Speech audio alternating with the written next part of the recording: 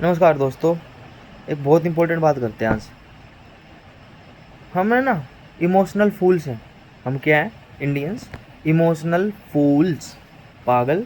हमारी जो सोचने की क्षमता है वो हमारे घुटनों में है, शायद घुटनों में भी नहीं है।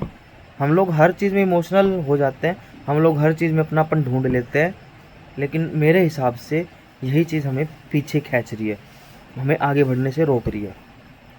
हम जानवरों में भगवान देख लेंगे, हम नदी में भगवान देख लेंगे, हम पेड़ों में वृक्षों में भगवान देख लेंगे। और ये जो इमोशनल फूल मैं जो बोल रहा हूँ ना, मैं ये धर्म के ऊपर ये बात नहीं बोल रहा। ये मैं इसलिए बोल रहा हूँ, कल की बात है भाई। हम लोग है ना, ये एक आइसक्रीम ठेले पे थे और हम ना आइसक्रीम खाने लग रहे थे।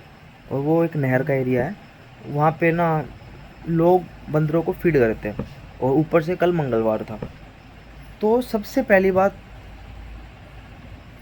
भाई जानवरों को खाना मत दिया करो। अब आप लोग बोलोगे फिर वो फीड कैसे करेंगे, उनके बारे में कौन सोचेगा? भाई वो जानवर हैं, वो अपने आप खा लेंगे, उनको खाना मिल जाता है, वो ढूंढ लेंगे खाना। हमें कोई लोड लेने की ज़रूरत नहीं है उनके बारे में। हम अपने घर में जानवर पाल लो भाई, अपने घर में मवेशी पाल लो, अपने घर में कुत्ता बिल्ली पाल लो।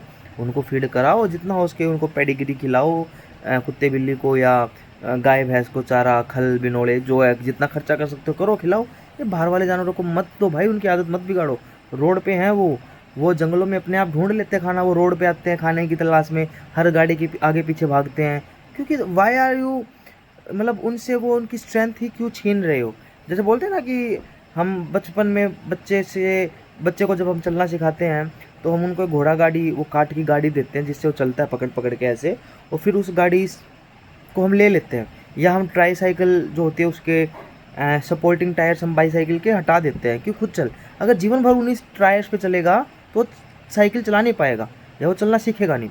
तो सेम गोज फॉर एनिमल्स। तो हुआ कुछ ऐसा था, उस बंदर ने अटैक कर दिया और मेरे साथ मेरा भाई था, उसको उस बंदर ने काट लिया। इस बात पे लड़ाई भी होगी, तू मैं भी हो गया। उनको हमने धमकाया जो जो फीड कर रहे थे। अब वहाँ पे वो ना इमोशनल अटैचमेंट, हम तो पूजा कर रहे थे, हम तो बंदर को फीड कर रहे थे, हम तो अच्छाई कर रहे थे। अरे मेरे भाई, बच्चा अच्छाई किसने मांगी है? मैंने तो उसको बोल दिया, हो सकता है गलत हो सही हो, आई डोंट केयर। मैंने उसको बोल दिया कि भाई तेरे हनुमान जी आज खुश नहीं होंगे, मंगलवार था, तू उनको खिला रहा है बंदरों को हनुमान जी का प्रसाद, मुझे पता है वो खुश नहीं होंगे भाई, तुझे कोई कोई आशीर्वाद नहीं मिलेगा। तेरे चक्कर में इस बंदर ने किसी को काट लिया, और अगर रैबिज हो गया तो भाई ये मर गया तो, वो बंदर थोड़ा पागल हुआ तो टिक्के लगवा देंगे। नो डाउट हम अपना फर्स्ट प्रिकॉशनरी इलाज कराएंगे, हम सारी डोज सारी इंजेक्शन लगवाएंगे। लेकिन फिर भी कुछ हो गया तो है ये जो इमोशनल फूल है ना, जो मैं फूल्स की बात कर रहा हूँ वो यही है। रोड पे मवेशियों को ना रोटी देंगे, रोड पे हम रोटियां देंगे उन गायों को, लेकिन उन गायों को हम शेल्टर नहीं देते, उन गायों को हम पालेंगे नहीं। उन गायों को गौशाला में रखते हैं, वो गौशाला वाला भी छोड़ देता है भाई, नाम के गौशाला है। तो ऐसा होने लग रहा है। ये इसीलिए मैं फूल कह रहा था, हर चीज़ में हम लोग है ना इमोशंस को ढूंढ लेते हैं। कोई अगर किसी को टोक देगा, सपोज एक बात और, सपोज कोई ना रोड साइड पे ठेला लगा रखा है, अब ना मैं जाके उसको बोलूँगा भाई क्या कर रहा है, यहाँ पे ठेला क्यों लगा रखा है? तो ना वहाँ पे भी वो इमोशन, क्यों टोक रहा है, गरीब आदमी को काम नहीं करने देते, बेचारा अपना कमा रहा है खा रहा है। भाई इसमें गरीबी और अमीरी मत लेके आओ। यहाँ पे हम लोग एक basic civic sense, basic infrastructure, basic rules and regulation की बात कर रहे हैं। तो वो एक प्रॉपर जगह पे लगा सकता है, या वो लाइसेंस लेके लगा सकता है। ऐसे ही कहीं पे भी रोड के बीचों बीच, कहीं पुल के बीच, कहीं साइड में, कहीं फुटपाथ पे, हमें राइट टू फुटपाथ लेके आना पड़ा। सोच रहे हो इस बात का कितना डीप मीनिंग है, कि हमें लोगों को वो जागरूक करने के लिए राइट टू फुटपाथ लेके आना पड़ा, कि भाई फुटपाथ पे चलने का आपका हक है, रेडियो का हक नहीं है, स्टॉल्स का हक नहीं है।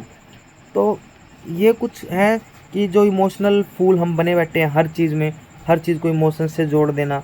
और ये गोरा कल्चर, या इस तरीके से गोरा कल्चर कैसे,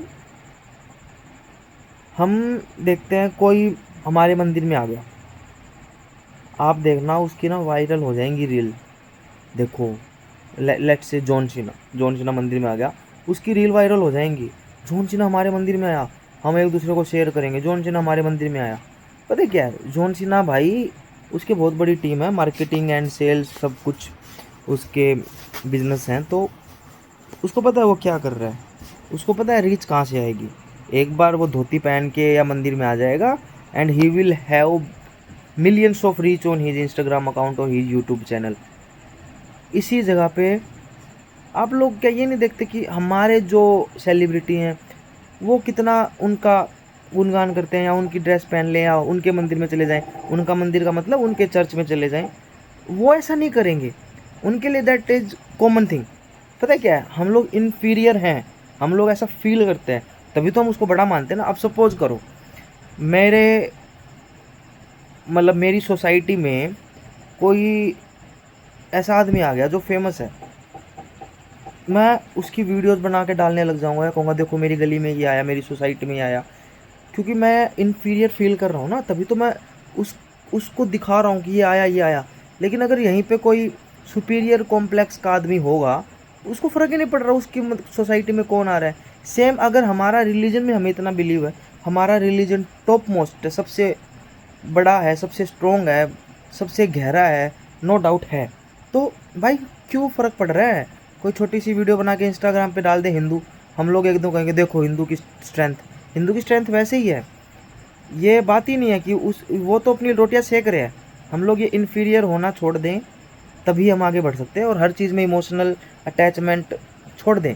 दूसरी चीज़ इमोशनल, ये एक चीज़ और, हमारे बड़े बुज़ुर्ग, हमारे मम्मी पापा, चाचा ताऊ दादा काका 60 साल से बड़े हुए नहीं, इमोशनल फिर से शुरू हो गया, ओ अब तो ये बूढ़े हो गए, अब हमें इनका करना है, आगे पीछे इनका कुछ है ही नहीं।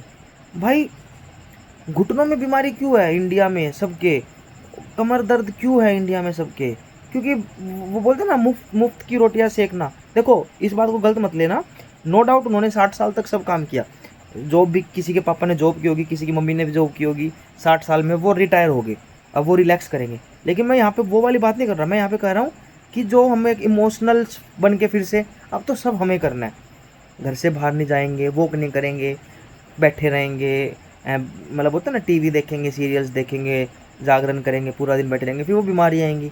और वहीं पे जो क्वालिटी ऑफ लाइफ है ना बाहर में, वेस्ट कंट्रीज़ में, वहाँ के बुज़ुर्ग भी 70 साल की 80 साल की उम्र में भी गाड़ी ड्राइव करते हैं, अपने लॉन्स अपने गार्डन्स को खुद मेंटेन करते हैं, क्योंकि वो बोलते हैं ना उनकी लाइफ इतनी भागा दौड़ी रहती है, उनके बच्चे भी जॉब कर रहे हैं, उनके मतलब नाती नाती उनके पोता पोती वो भी जॉब कर रहे हैं, तो वो सेल्फ सफिशिएंट बने रहते हैं। हमारे यहाँ पे नहीं है, क्योंकि यहाँ पे भी वो इमोशनल फूल्स, और अगर कोई उल्टा बोल दे तो भाई मम्मी पापा के सामने कैसे बोल गया, फिर इमोशनल फूल।